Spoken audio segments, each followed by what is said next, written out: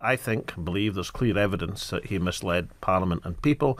I think the House of Commons should investigate that so as we put down a marker that no future Prime Minister could do the same thing again. But we've had Chilcot investigating it for 7 years. I mean, various other inquiries. What can there possibly be new to discover? Well, Chilcot gave us a wealth of information we wouldn't otherwise have had. For example, all the private memos from Tony to George W. Bush, which quite conclusively show he was saying one thing to the American president, I'll be with you, whatever, and he was saying something else entirely to Parliament and people.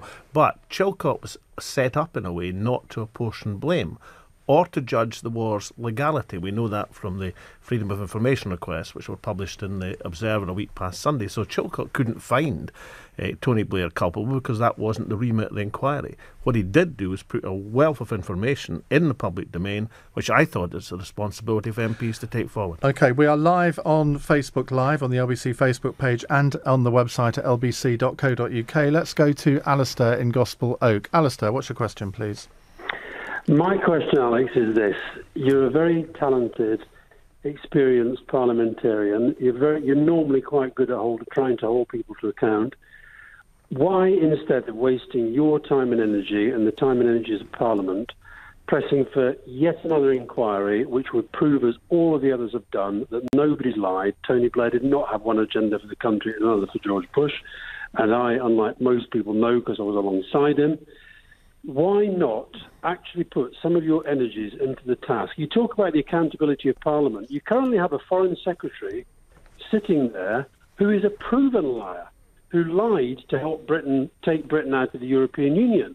And you, because you cannot accept the judgments of these previous inquiries, and Chilcot, let's be frank, could have said exactly what he wanted. If he'd have decided the war was illegal, he could have said so. If he'd have decided that Tony Blair... That's not true. I mean, George, Chilcot actually said to the Liaison Committee just the other day in the House of Commons that his inquiry could not judge the legality of the war because it wasn't a judge-led inquiry. Chilcot said that. He did say the processes of legality, which the Attorney General's advice, etc., were deeply flawed and unsatisfactory, but he could not judge the legality of the war. And as for Tony Blair not pursuing two agendas, I mean, come on. When he writes to George W. Bush and says, I'll be with you, whatever, doesn't even tell the Cabinet, never mind Parliament, that. And the only person in the Cabinet who actually got a copy of that note after it was sent was Jack Straw, who later said, listen, when you said that you'd go with George W. Bush, whatever, he didn't want you politically dead or alive. So Straw was in no doubt that Britain had been pre-committed. Now, you say, what's the point of this? I think all the inquiries have been done. The evidence is all there. It's in the public domain. I wanted MPs to compare the public record, what Tony Blair said in public to what he said in private, and to draw a conclusion from it in parliamentary accountability. And I think it was worth doing. Incidentally, on Europe, I agree with you. And I spent a good amount of time successfully in Scotland, less successfully elsewhere, campaigning for Europe in the last few months. Alistair? Well, I mean, honestly, you say that. Lots of people campaigned. We're about to leave the European Union. You said this was about accountability of politicians and them being held accountable if they didn't tell the truth.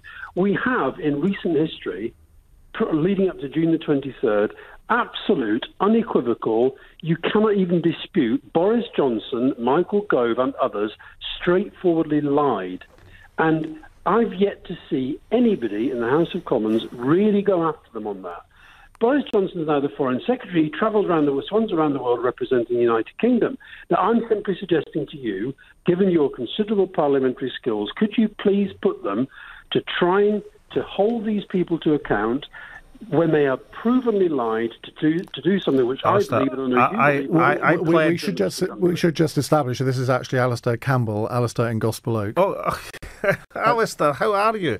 I mean, I was just about to come to the conclusion there was two firm supporters of Tony Blair outside Parliament. That was yourself and Alistair on the phone, and now it turns out to be the same one. Anyway, delighted to hear from you, Alistair.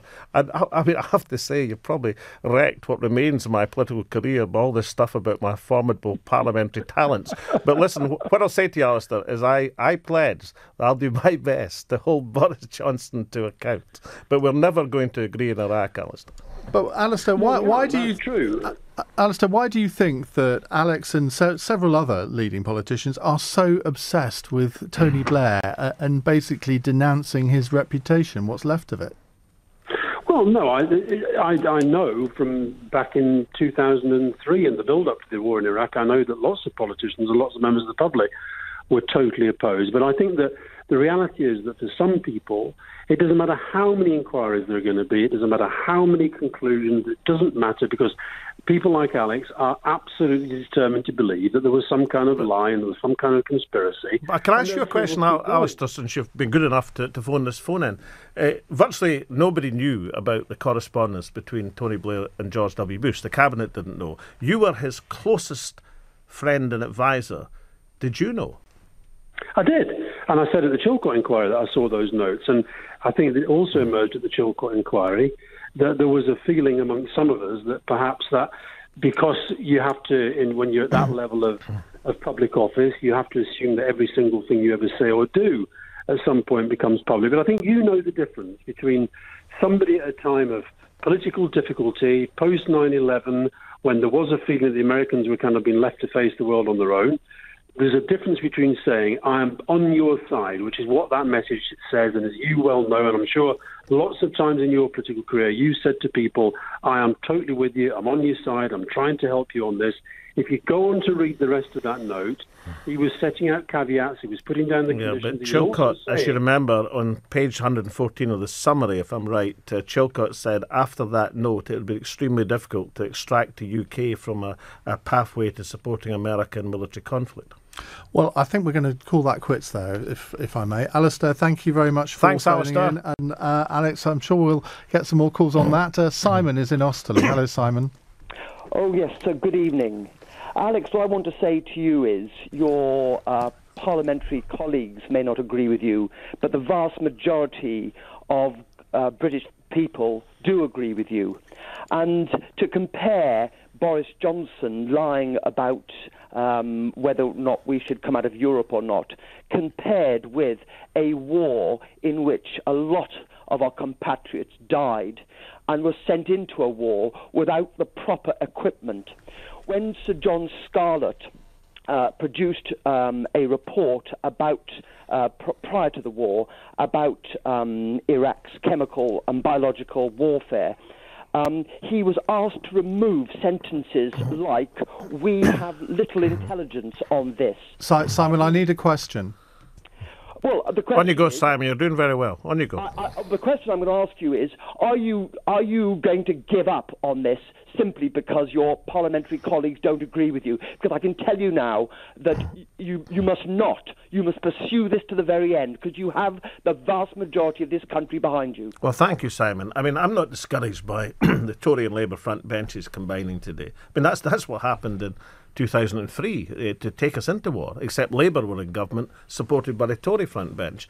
Now, in this question of accountability, the Tories were in government, were supporting the Labour front bench position against the motion. So, you know, the parliamentary numbers don't bother me. I mean, you're either right or wrong, and I will always strive to have people held accountable. See, I actually believe, Simon, that there is a kind of vested interest, a club of in terms of the establishment. There's a very interesting story to illustrate it. David Davis, who was a regular guest on this programme in LBC before he became Brexit Secretary. May still be at some point. Well, let's hope so. But David, you know, apart from having the wrong views in Europe, is a really good guy.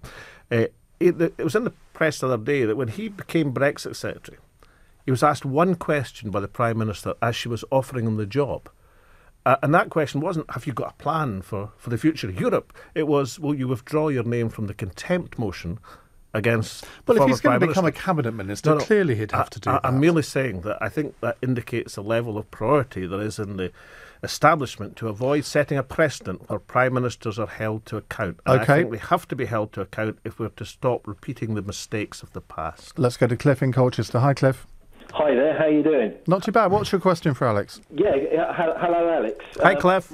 My question is do you think that Tony Blair, with the power of hindsight, is perhaps the worst Prime Minister we've ever had? Well, yeah, I do in the sense of this. That, I mean, obviously... Worse than Margaret Thatcher? Well, no, he had huge talents in many ways. without any question. But this is an all-pervading decision. I mean, this is, as Simon rightly said, this is a decision that cost 200,000 Iraqis, 179 British soldiers, thousands of American soldiers, and, in my view, caused the conflagration that we're now seeing in the Middle East. I mean, Daesh was born in the prison camps of Iraq, with the dispossessed Sunni army officers giving the military muscle to the death cult of Daesh. So much of what we've seen, the terror we've seen in recent years, can be traced directly to the war in Iraq. But the question is the worst Prime Minister we've ever had. Well, certainly since, I mean, there's been some other bad ones written off, but certainly in terms of that one decision, I think it overreaches everything else. So you think he's the worst Prime Minister than Margaret Thatcher? Well, I didn't agree with Margaret Thatcher either. Well, we know that, but I mean, if you were ranking them... Well, the thing, if you take Margaret Thatcher, I mean, many people didn't like the Falklands War. My great friend and... he was formerly my MP, actually, Tam Dale, pursued her for long enough on the Falklands War. But nobody ever disputed the Falklands War's legality. Maybe it could have been done differently. Maybe she should have spent more time negotiating. But it was an invasion and a response to an invasion. And I think there's a huge degree of difference, actually, between a war which is illegal and one which is legally based. So let's just be clear, Blair is worse than Thatcher. No, on the policy. As a Prime Minister, overall... Well, okay, let me you're not doing your express normal it this way. straight talking here. No, well, let me give you straight talking. In the sense that the Iraq war pervades everything else, then that would be the case. And obviously, in terms of social and economic policy, I had a great deal more time for Tony Blair than I had for Margaret Thatcher. Overall, with their record overall as Prime Minister, which one was worse? Well, I think on Tony Blair's political tombstone there's carved one word, and that's Iraq. So, okay, I think I'm clear that you think he was the worst Prime Minister because than Margaret Iraq Thatcher. Was an all-pervasive issue. Yeah. Next, we are in the middle of the Alex Salmond phone-in here on LBC. You can watch us on Facebook Live or indeed the LBC website at lbc.co.uk. Let's crack on with your calls. Dan is in Epsom. Hello, Dan. What's happening, fellas? You tell me. What's your question? On you go, Dan. Well, I'll tell you what I will say before I make my point. I think Blair's been the worst Prime Minister ever. £1.6 trillion worth of debt in economic good times. We're still paying it back. The Iraq War... okay, Dan, enough Tony Blair already. Let's move on to your question. My question is, Alex, do you agree with me that in 5 to 10 years' time that UKIP will be the official opposition in the UK? I don't think so, Dan, but I mean, there's no doubt that unless Labour gets itself sorted out in its what used to be called its northern heartlands in terms of making an appeal to people, then they're definitely at risk. I hope it doesn't happen. I think UKIP does have a difficulty, which is twofold. One is that if Theresa May sticks to her pledge of Brexit means Brexit and goes ahead with it, then it does call into question the original intention of UKIP, which was effectively to get a referendum to get the UK out of the European Union. And the second thing is that, I mean, I'm loath to say it, but UKIP's biggest selling point has been Nigel Farage and his personality. And now the new guy may be, who knows, he may emerge into a dominant personality, but that's not easy to do from a relatively small party in terms of a relatively small platform. So it's going to be tough. Just very briefly, why is UKIP never caught on in Scotland? Well, I think the central plank of Europe, of UKIP's anti-European thing has been anti-immigration. And anti-immigration doesn't catch on the same way in Scotland. Basically, I think because societies which have experienced emigration in many parts of the country don't have the same antipathy towards immigration. People see more of the benefits than perhaps they do elsewhere. But maybe if you take the new leader of UKIP, I mean he never finished saying nasty things about Scotland, so I don't think he's going to improve their position. Right, let's move on. Dan, thank you for that. Jonathan is in Hendon. Hello, Jonathan. Hello, good evening. Good evening, Alex. Question about RBS. How on earth could an independent Scotland stand behind what was one of the 5 largest banks in the world, which, as we can see, is full of toxic legacies and which is still unwinding today? Well, the RBS, of course, is not a Scottish bank, Paul. I mean, RBS, it took over famously NatWest.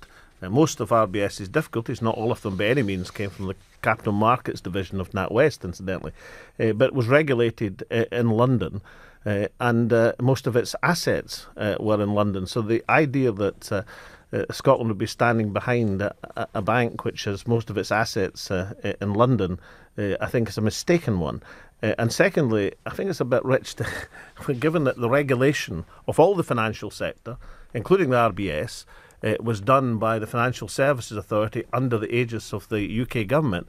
I think it's a bit rich to blame anybody else for the failings in regulation which led to not just RBS but a whole succession of financial institutions in the UK getting into very severe difficulty. Jonathan? Yes, so in other words, in an independence scenario, you're effectively conceding that RBS is not a Scottish institution, a Scottish financial institution. Are there any other assets within Scotland that you would also like to disown because it doesn't suit you? Let's make an important point, because this came up in the referendum campaign. There's a huge difference between where a company's registered office is and where a company has its employees or its head office. It's not the same thing at all. And when RBS, for example, said it would have a contingency plan to move its registered office, that's its brass plaque, to London if there was Scottish independence, that was interpreted as moving its headquarters or staff, despite the fact that the chief executive of the bank made it clear that wasn't the case, said, look, this is technical, it's nothing to do with jobs. So there's a huge difference between where your registered office is and where your employment head office is. Are you proud that RBS has the word Scotland in its name? Because it's got such a tarnished reputation. Well, RBS has been around since 1727. And for most of its history, the Royal Bank of Scotland was a first-class bank that everybody could be proud of. It fell on very bad times in the last decade, but I don't think you can diminish the previous couple of hundred years and more because of the last decade. So I'm not going to diminish RBS. And I should declare an interest here. I used to be the economist of the Royal Bank of Scotland. Incidentally, in a time, and I'm sure that Jonathan will be pleased to know this, where it made lots of money. Downhill all the way since you left then, that's what you're saying. I wasn't saying that, but that was the implication. You said it. It was a wee while ago. Yes. All right, let's move on to Adam, who's phoning in from the home of my favourite Scottish football team, Dunfermline. Hi Adam, on you go. Hi Alex. I don't believe this will be the case, but if when Article 50 is triggered, the EU were to make it apparent that they would not allow an independent Scotland to retain membership of the EU or the single market, or allow it to succeed the UK's membership, would it be more advantageous or even possible for Scotland to hold a referendum on further devolution of powers over immigration rather than another independence referendum? Well, that's quite an interesting idea, Adam. What's going to happen, in my view, it's up to the First Minister, Nicola Sturgeon. I think she's going to come forward with a policy which will seek to firstly keep the UK in the single marketplace, accepting there's been a Brexit vote across the UK. If that doesn't work, and I think it's odds against at the present moment, a policy that would keep Scotland in the single marketplace, and I think that is a big runner. And certainly everything I hear from other Europeans and the European Economic Area states and the EFTA states tells me that's a big runner, and it's going to unite a lot of Scottish opinion behind it. And if that doesn't work, if that's not allowed and doesn't be allowed by the UK government to be part of their position, then the idea would be to have another independence referendum, which I believe would take place in about 2 years' time. Would you like to have a referendum on devolving immigration powers to Scotland? Well, what would happen if you take the middle of these, and that's why I think Adam's question is so interesting. If Scotland were in the single marketplace but England weren't, then immigration powers would have to come to Scotland.